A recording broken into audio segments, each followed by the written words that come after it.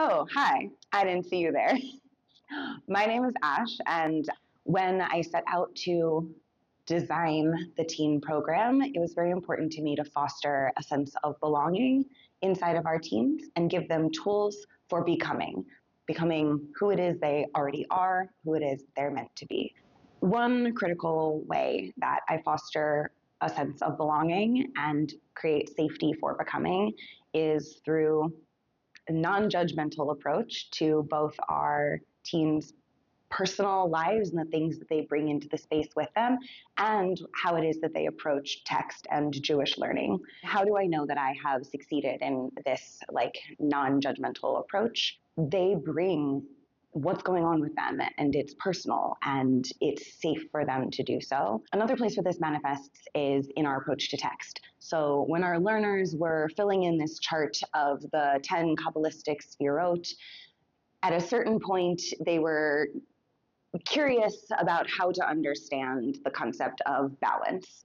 When one of them remarked that this idea is best perhaps embodied by Yoda from Star Wars, we rolled with that. The Sfirot are sometimes called books or emanations of God or aspects of God. Here we think about them as clusters of symbolism, which stack up together and give us a richer understanding of that which falls into each cluster. So as you can see here, when it says Tiferet, often translated as beauty, we also stack up the ideas of balance, of in between, of compassion and spiritual beauty, but also of Yoda.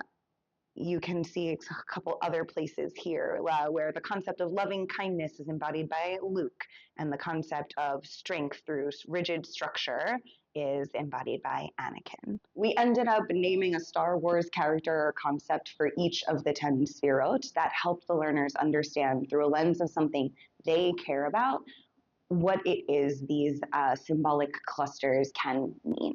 This whole unit on Kabbalah and the Sfirot and mysticism and Sfirat HaOmer was born because I asked learners, what do you want to learn in our third trimester? Showing our learners that we care about their interests, that we're following their curiosity, fosters this sense of belonging.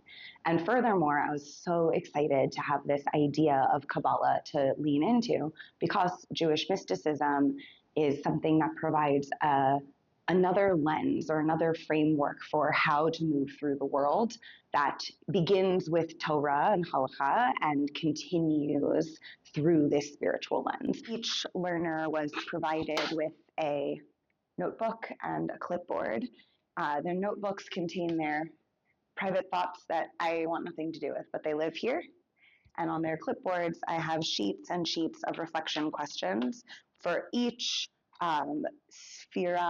each day of counting the Omer. So actually, this book, Sefer Yetzirah, has an excellent foreword by R.A. Kaplan, which talks about the idea of Kabbalah and mysticism as a meditative guide, essentially a guide for how to think. They are in such a critical moment of forming their identities, and the number one thing we can help them do is figure out how they want to be thinking in their own mind as they move through the world.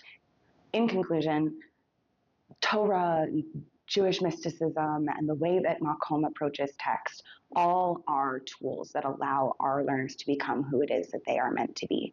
And by following their interest and curiosity, we can foster a sense of belonging, which eases and lights their path.